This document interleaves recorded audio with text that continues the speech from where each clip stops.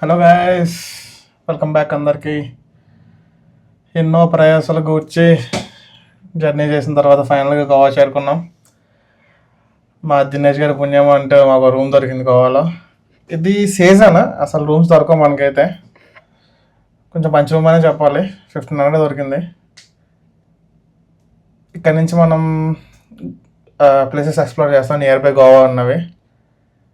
చూద్దాం ఎలా ఉంటుందో. అసలు ఎడతెరపు లేకుండా కురుస్తున్నాయి వర్షాలు అయితే. మ్యాక్సిమం రూమ్లో అన్నీ ఉన్నాయి. కబోర్డ్ ఇచ్చాడు, ఒక ఏసీ ఉంది, గీజర్ కూడా ఉంది. మ్యాక్సిమం మాకు ఇప్పుడు కావాల్సిన అయితే ఇవే. ఈ వర్షం దెబ్బకు మొత్తం జాకెట్స్, డ్రెస్సెస్, శాడిల్ బ్యాగ్స్ అన్నీ తడిచిపోయాయి. మా కష్టం దేవుడికి తెలియాలి. సో అన్నీ అలా ఫ్యాన్ కింద ఆరబెట్టాం అనమాట.